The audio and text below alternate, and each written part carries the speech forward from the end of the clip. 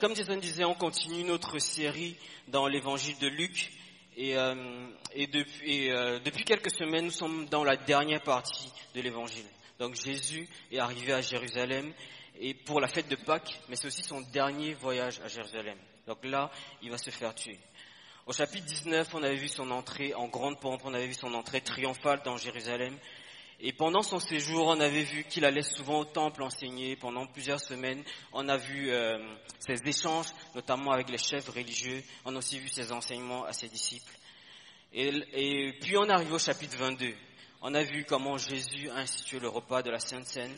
Et en prenant la Pâque juive avec ses disciples, dans la Pâque juive rappelait la sortie du peuple d'Israël de l'Égypte, où il y avait eu un agneau qui avait été tué, ils avaient versé le sang sur leur porte pour que Dieu ne les châtie pas. Et ensuite, en prenant cette Pâque-là, le Seigneur avait institué la Pâque avec ses disciples. Donc on a vu ça dans le chapitre 22. Mais on avait aussi vu, toujours dans le chapitre 22, que le temps devenait un peu grave. Jésus qui avertissait ses disciples, il parlait notamment à Pierre. Il disait à Pierre que le diable essayait de détruire les disciples. Il disait, le diable vous a réclamé, mais j'ai prié pour vous. Et ensuite, après le repas, ils sont sortis prier à l'extérieur. Et c'est ce qu'on a vu la semaine passée. Et donc aujourd'hui, on est juste après la prière du Seigneur sur le mont des Oliviers. Mais avant ça, avant de lire le texte d'aujourd'hui, j'ai voulu qu'on se rappelle un peu de ce qu'on avait vu dans les versets 1 à 6, juste pour resituer le contexte. En fait, en préparant le texte, j'ai repensé à un film que j'ai vu il y a très longtemps, ça s'appelait Le Prestige. Je ne sais pas si vous l'avez vu. J'ai pas vu beaucoup de films, mais celui-là, j'avais beaucoup aimé. Et dans Le Prestige, en fait, c'était l'histoire de deux magiciens qui avaient une sorte de battle.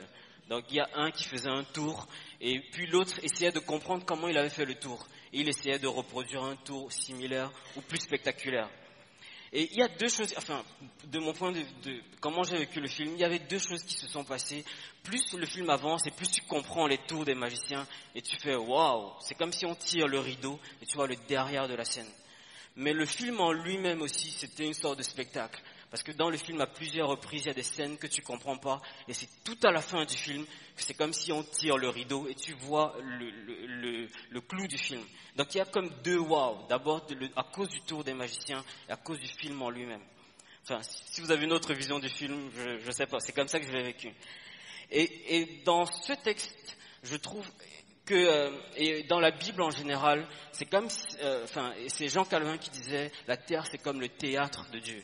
Dans la Bible en général, on voit les histoires, on peut les voir juste d'un point de vue terrestre, mais on sait que derrière le rideau, il y a quelqu'un qui dirige toute la scène. Et ce texte, c'est un peu comme ça. On le voit notamment dans le livre de Job.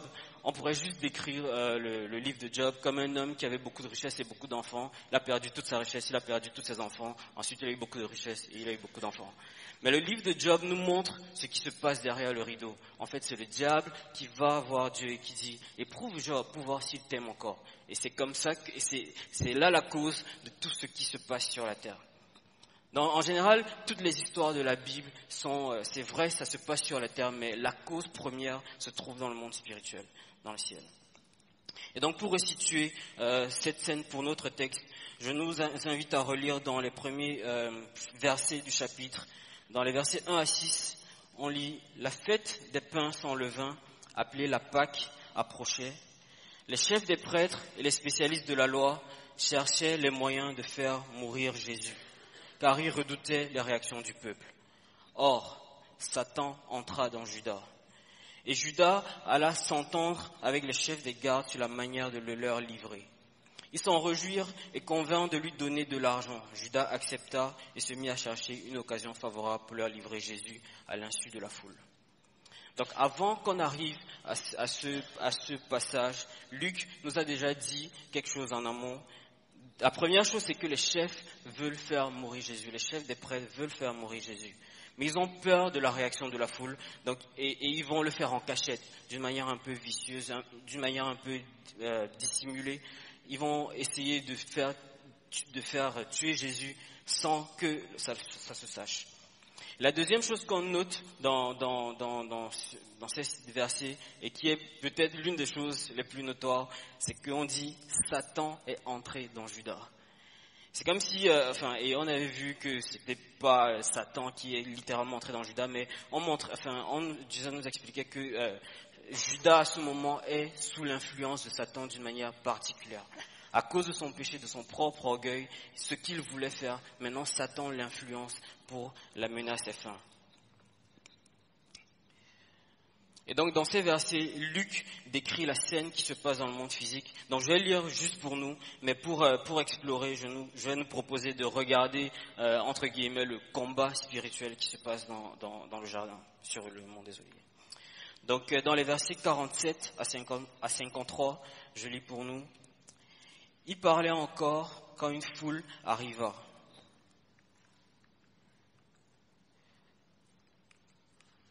Oh non, il n'y a pas le texte. Je lis pour nous. Il parlait encore quand une foule arriva. Celui qui s'appelait Judas, l'un des 12, marchait devant elle. Il s'approcha de Jésus pour l'embrasser. Jésus lui dit, Judas, c'est par un baiser que tu trahis le Fils de l'homme. Voyant ce qui allait arriver, ceux qui étaient avec Jésus dirent, Seigneur, devons-nous frapper avec l'épée? Et l'un d'eux frappa le serviteur du grand prêtre et lui emporta l'oreille. Mais Jésus prit la parole et dit, laissez faire, arrêtez. Puis il toucha l'oreille de cet homme et le guérit. Jésus dit ensuite aux chefs des prêtres, aux chefs des gardes du temple et aux anciens qui étaient venus pour l'arrêter, vous êtes venus comme pour un brigand avec des épées et des bâtons. J'étais tous les jours avec vous dans le temple et vous n'avez pas mis la main sur moi. Mais c'est maintenant votre heure et celle du pouvoir des ténèbres.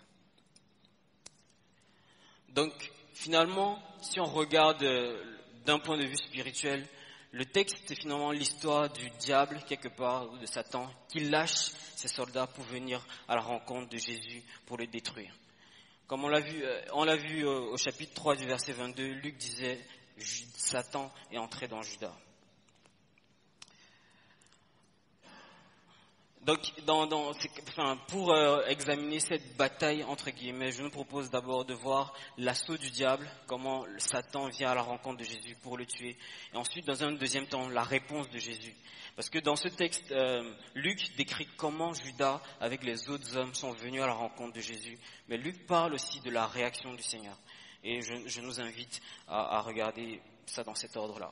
Donc d'abord, l'assaut du diable.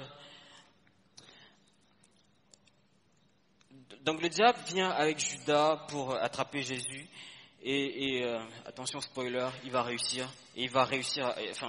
réussir à tuer Jésus. Mais on voit que ça ne date pas d'aujourd'hui. Le diable a toujours eu une inimitié contre Dieu.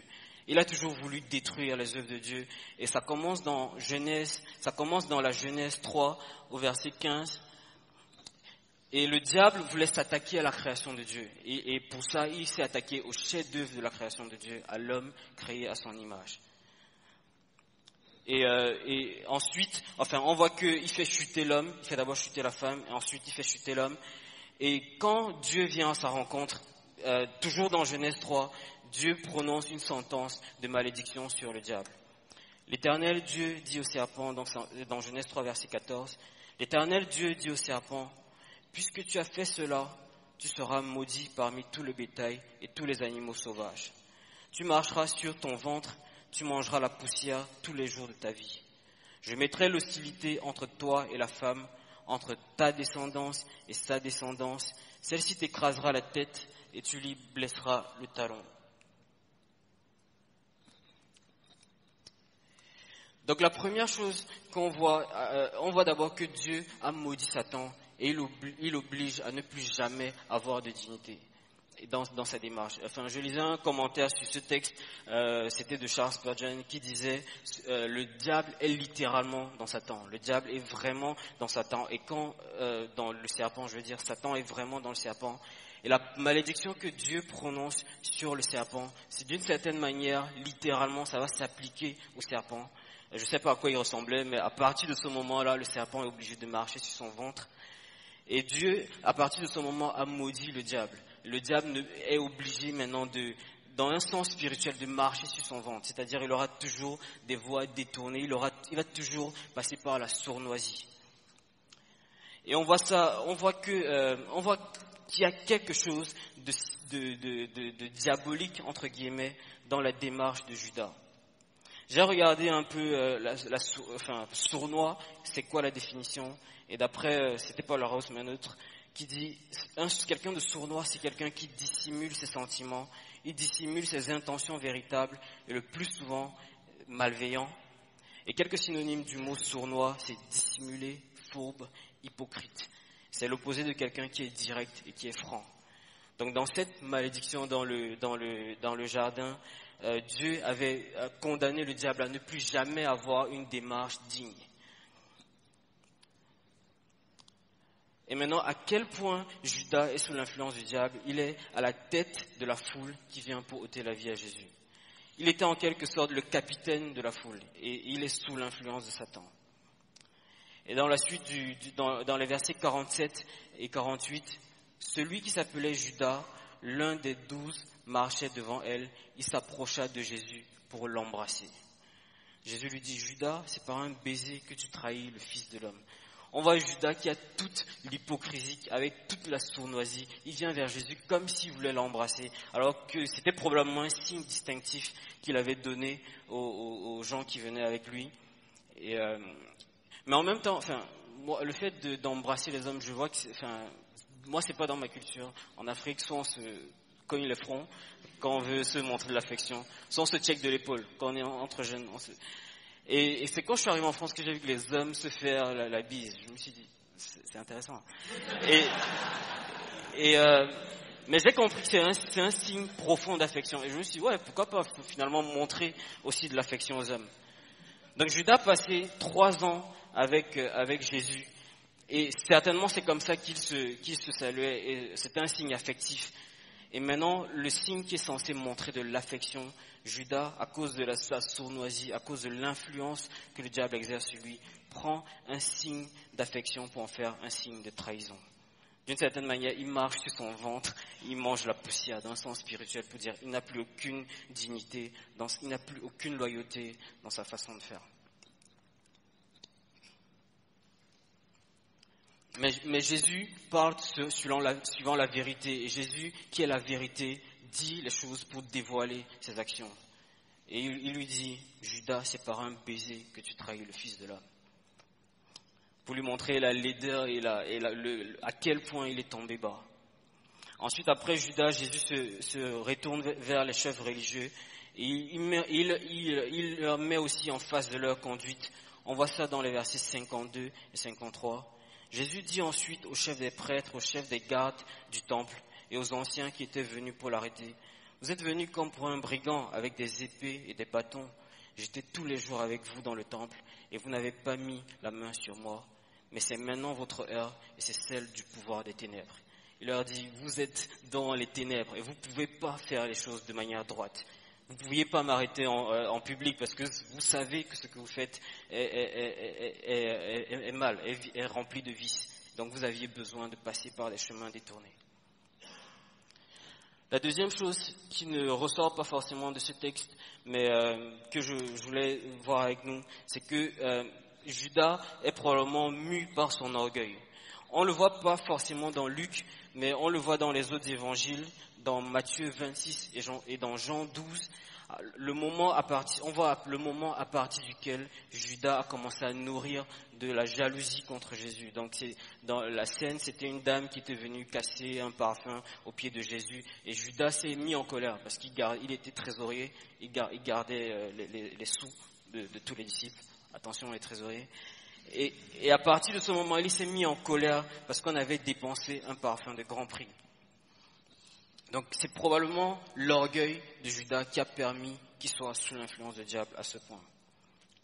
Et on voit dans Ézéchiel 28, c'est un texte où Ézéchiel prophétise contre le roi de Tyr, mais la tradition dit que c'est un texte aussi qui symbolise ce qui est arrivé au diable. Comment Satan, qui était créé parfait, Satan a forcément été créé parfait parce que Dieu ne peut pas créer un être mauvais.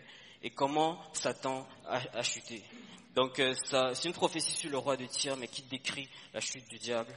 Au verset 14, on voit « Tu étais un chérubin protecteur aux ailes déployées. Je t'avais installé et tu y étais, sur la sainte montagne de Dieu. Tu marchais au milieu des pierres étincelantes. tu as été intègre dans ta conduite depuis le jour où tu as été créé, et ce jusqu'à ce qu'on trouve de l'injustice chez toi. À cause de la grandeur de ton commerce, verset 16, à cause de la grandeur de ton commerce, tu as été rempli de violence et tu as péché. Je te précipite de la montagne de Dieu, je te fais disparaître, chérubin protecteur, du milieu des pierres étincelantes. Ton cœur s'est enorgueilli à cause de ta beauté, tu as corrompu ta sagesse à cause de ta splendeur. Je te jette par terre, je te livre en spectacle au roi. Dans ce texte montre à quel point le diable, Satan avant était une créature élevée, mais son orgueil a fait qu'il a voulu l'adoration. Plus haut au chapitre 2 de Ézéchiel 28, on dit « Ton cœur s'est enorgueilli et tu as dit « Je suis Dieu, je suis assis sur le trône de Dieu au cœur de la mer ». Donc le Satan n'était pas content d'être une créature excellente, même parmi les anges, il voulait l'adoration qui était due à Dieu lui-même. Et non seulement on voit cet orgueil chez Judas, mais on voit aussi cet orgueil chez les chefs des prêtres qui viennent s'attaquer à Jésus. On sait que la raison pour laquelle ils sont en colère contre Jésus, c'est que Jésus détruisait leur système religieux.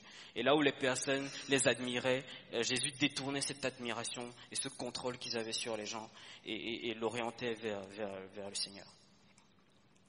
On voit que ils sont sous l'influence de Satan. Non seulement ils passent par des moyens détournés, mais c'est probablement leur orgueil qui les a conduits là.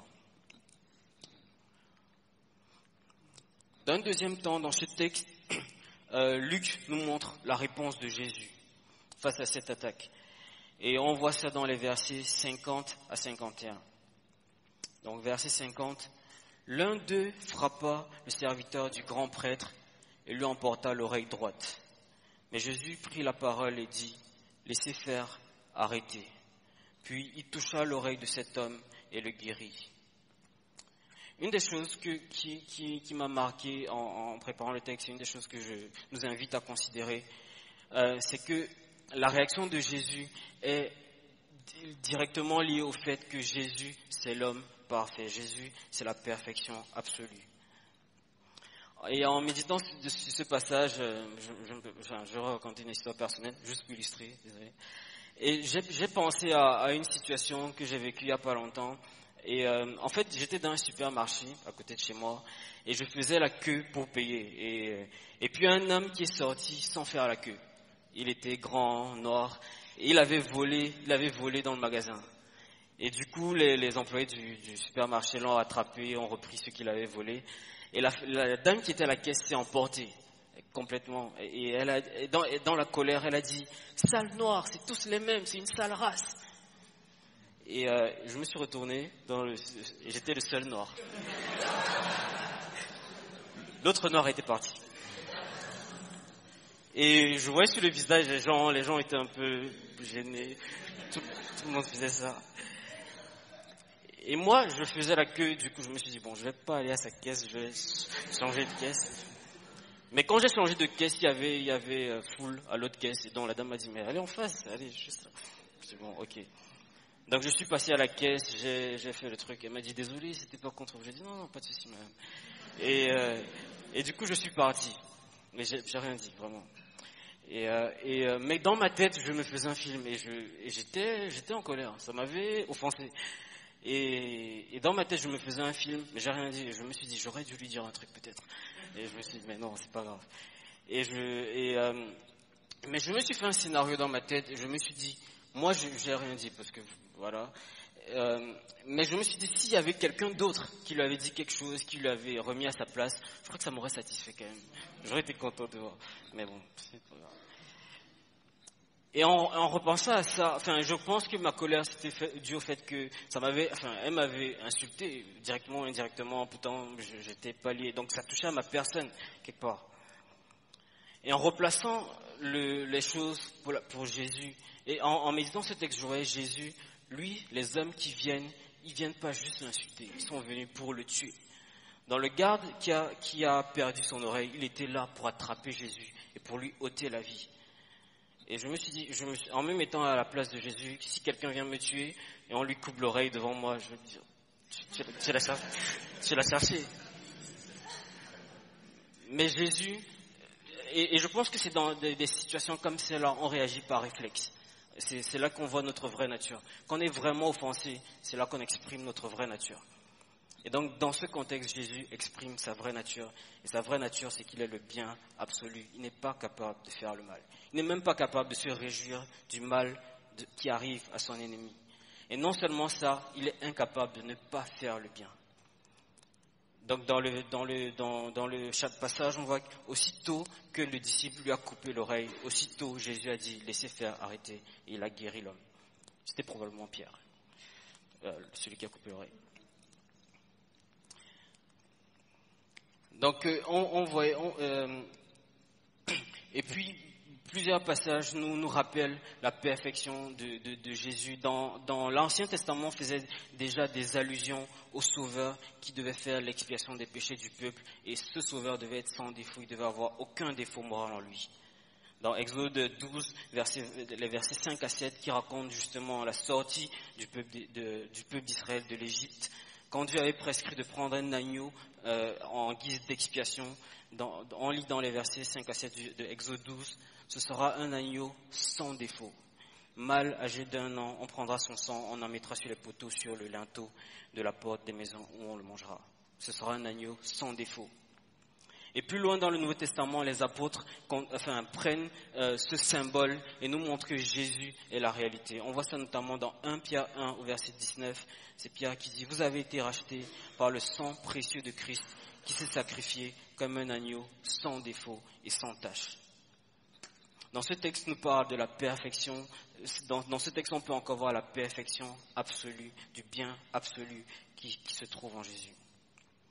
Mais si on regarde aussi, on peut voir la grâce commune. Donc Jésus, le Fils de Dieu, exerce sa bonté sur tous, qu'on soit juste ou pas juste. Jésus est celui qui fait du bien même à ses ennemis. Et il y a une semaine, on a fait la sortie d'évangélisation et quelquefois les gens nous parlaient, mais de temps en temps, on voit qu'il y a beaucoup d'hommes qui ont vraiment un mépris profond pour Dieu. Mais Dieu est celui qui prend soin de ces hommes-là. Il les protège, il protège leur vie, il garde leurs enfants, il les guérit quand ils sont malades. Dieu est le Dieu qui fait grâce à tous les hommes. Dieu fait tomber sa pluie sur les bons et sur les méchants, comme dit la Bible. Et je ne suggère qu'une autre chose qui est en Jésus et qui lui permet de faire face à cette attaque du diable. C'est le fait que Jésus est conscient du plan global de Dieu. On se souvient, avant que la foule n'arrive, la prière du Seigneur, il disait dans Luc 22 au verset 42, « Père, si tu voulais éloigner de moi cette coupe, toutefois que ce ne soit pas ma volonté qui se fasse, mais la tienne. » La prière de Jésus était certainement différente des nôtres. Jésus prie avec foi, sachant que ce qu'il prie, il obtient ce qu'il demande. Et ce qu'il a demandé dans sa propre prière, c'est de renoncer à sa volonté. Et c'est que la volonté de Dieu soit faite. Donc pour reprendre l'image du théâtre et du rideau qui se passe derrière la scène, donc dans cette scène, on voit juste des hommes qui viennent à l'attaque, qui viennent attraper Jésus. Mais derrière la scène, maintenant, on sait qu'il y a le diable qui pilote, qui influence ces hommes-là. Mais Jésus voit un rideau derrière que même le diable ne voit pas. C'est que derrière le grand rideau, il y a Dieu qui est souverain sur tout, sur la folie et la violence de Satan et sur toute autre chose. L'image qui m'est venue en tête, c'est un peu l'image d'un fleuve. Les eaux d'un fleuve peuvent aller avec puissance, mais les hommes arrivent à canaliser pour faire des barrages hydrauliques. Donc le diable, le Satan, on voit qu'il a beaucoup de violence en lui. Il a envie de détruire. Il veut vraiment détruire, même littéralement, Jésus et les enfants de Dieu. Mais Dieu a une sagesse qui est infiniment au-delà de la ruse du diable. Et il arrive à canaliser toute la ruse du diable pour accomplir ses plans. Et on voit quelque part l'accomplissement de ce que Dieu avait déjà prophétisé et scellé dans Genèse 3 au verset 15. Il disait, en parlant de la postérité de la femme, c'est-à-dire Jésus, il disait, Jésus t'écrasera la tête et tu lui blesseras le talon. Donc c'est vrai que Satan va symboliquement blesser le talent à Jésus par ses actions. Il va procurer quelques douleurs à Jésus, même la mort. Mais en faisant ça, Satan en même temps signe sa condamnation. C'est vrai qu'il va faire souffrir Jésus, mais dans ce processus, Jésus va lui écraser la tête. Et comment ça se passe? C'est l'apôtre Paul qui nous donne un aperçu dans Colossiens 2, les versets 14 à 15. Et l'apôtre Paul décrit la réalité de ce qui se passe, notamment à travers la mort de Jésus. Il a effacé l'acte rédigé contre nous qui nous condamnait par ses prescriptions. Et il l'a annulé en le clouant à la croix. Il a ainsi dépouillé les dominations et les autorités et les a données publiquement en spectacle en triomphant d'elles par la croix. Satan, il conduit lui-même Jésus à la croix.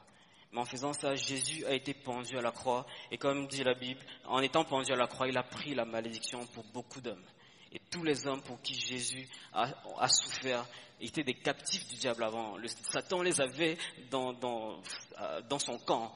Mais en conduisant Jésus à la croix, Jésus a dépouillé Satan. Il a pris tous ces hommes qui étaient dans le camp de Satan. Il les a menés dans son camp à lui. C'est par l'œuvre de Satan que Satan lui-même s'est auto-dépouillé. Et comme disait la prophétie, tu vas lui blesser le talon, mais lui va t'écraser la tête. Voilà à peu près ce que je partage avec vous concernant ce texte. Et quelques implications que j'ai tirées pour moi-même et que je partage avec vous. La première, c'est que, on voit l'apôtre Paul reprendre ce passage de la Genèse dans Romains 16 au verset 20. Il disait, le Dieu de paix écrasera bientôt Satan sous vos pieds.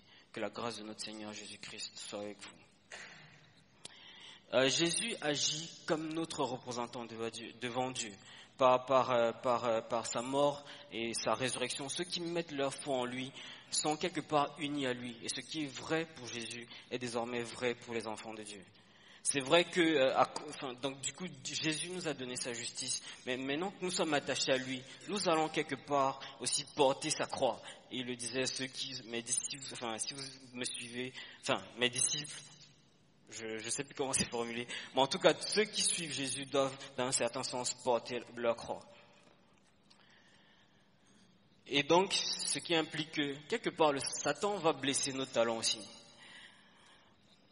Je pense qu'à partir du moment où on devient chrétien, on va vivre des épreuves, peut-être des épreuves comme le reste du monde, ou alors des épreuves spécifiques parce qu'on est chrétien. Et quelque part, ce sera Satan qui nous blesse le talon. Et comme on a blessé le talon pour Jésus, ça voulait dire être crucifié à la croix. Quelque part, blesser le talon, pour nous, ça peut vouloir dire quelque chose qui nous fait très mal.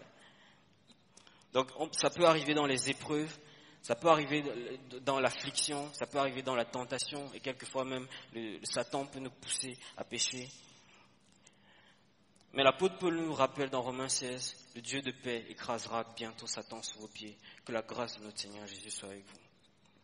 Je pense que peu importe ce par quoi on passe, si on est tombé dans un péché, si on est dans un péché en ce moment, ou si on va tomber, ce qui peut arriver, on doit se rappeler que peut-être Satan peut nous pousser à la tentation et notre propre péché.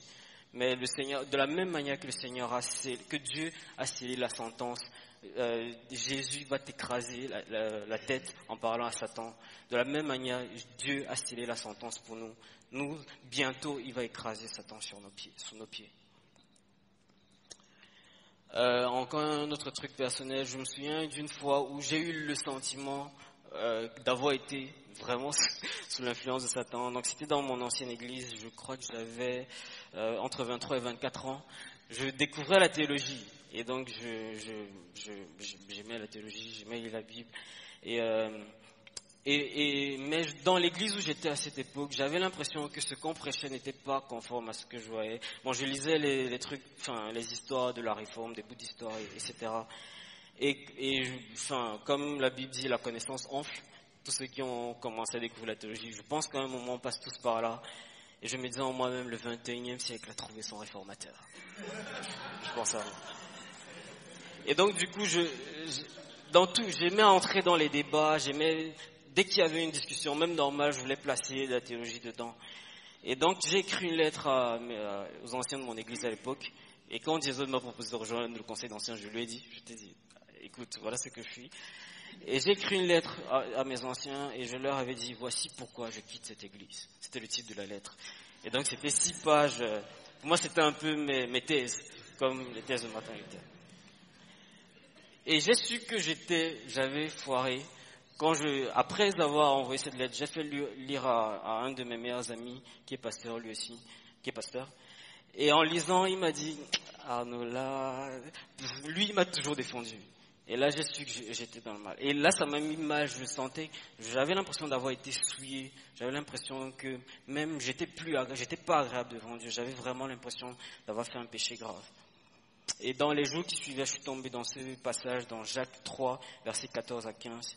Si vous avez dans votre cœur, c'est dans la version Louis II, c'est dit comme ça, si vous avez dans votre cœur un zèle amer, un esprit de dispute, ne vous glorifiez pas et ne mentez pas contre la vérité.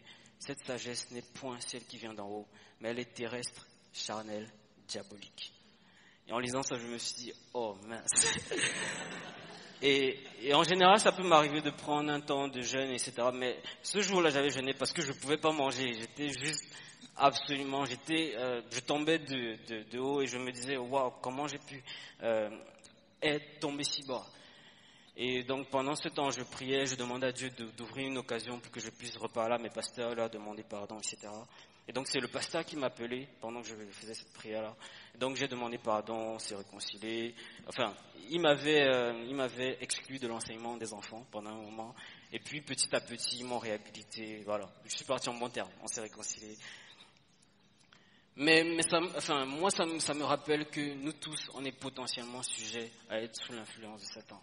On est tous potentiellement sujets à laisser notre péché s'exprimer. On est tous potentiellement sujets à tomber sous l'influence de Satan. Mais pour ne pas vous faire peur, moi, le verset qui m'a encouragé, dans Luc 22, au verset 32, c'est le Seigneur qui parle à Pierre. Quand il avertissait, il lui disait, tu vas me régner 3 fois. Il lui a aussi dit, mais j'ai prié pour toi, afin que ta foi ne disparaisse pas. Et toi, quand tu seras revenu, affermis tes frères. Le Seigneur a dit ça à Pierre, mais Pierre l'a vraiment régné. Mais il disait, j'ai prié pour toi, ta foi ne disparaîtra pas, et quand tu seras revenu, affermis tes frères. On peut être blessé dans nos talents par Satan, mais on doit toujours garder espoir, parce que le Seigneur lui-même intercède pour nous. Et on va revenir si on s'accroche au Seigneur, si on compte sur les amitiés chrétiennes. Je pense que c'est super important de s'appuyer sur les amitiés chrétiennes. Et voilà. Et on voit aussi dans 2 Corinthiens au chapitre 1, c'est l'apôtre Paul qui disait, il a subi de grosses afflictions, mais Dieu lui-même l'a consolé dans son affliction. Et maintenant que Dieu l'a consolé, il a amassé un tel bagage de consolation qu'il peut consoler les autres. Et de la même manière, Pierre est tombé, mais maintenant que le Seigneur l'a relevé, il a gagné une telle expérience qu'il peut aider les autres à ne pas tomber. Donc le diable leur a certes blessé le talon, mais eux, ils ont écrasé la tête du diable. Dieu a écrasé la tête de Satan sous leurs pieds. Enfin, et c'est la dernière implication que je trouve dans ce texte, c'est que Jésus est le roi de la paix. Dans Hébreux 2, verset 15, on lit, « En effet, nous n'avons pas un grand prêtre incapable de compatir à nos faiblesses. Au contraire, il a été tenté en tout point comme nous, mais sans commettre de péché. » En lisant la Bible, je pense qu'on peut prendre juste l'information objective qui s'y trouve, mais c'est impossible de ne pas lire avec son histoire, avec sa subjectivité. Et moi, en voyant ce passage, je pensais juste à quel point je contraste avec la perfection, le contraste entre la perfection de Jésus et mon imperfection et le péché qu'il y a dans mon cœur. Je voyais Jésus qui aime son ennemi de manière active. Alors que si moi quelqu'un me déteste, mon réflexe c'est pas de l'aimer tout de suite, pas tout de suite. Mais ça ne me décourage pas. Et au contraire, le passage nous rappelle que Jésus sait compatir à notre faiblesse. Et maintenant, il est à la droite de Dieu, il intercède pour nous.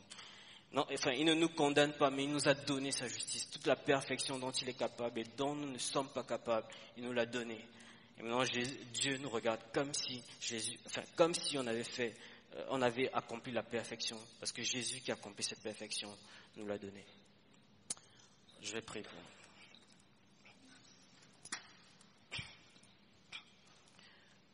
Notre Dieu, notre Père, merci pour Jésus-Christ. Merci pour tes paroles.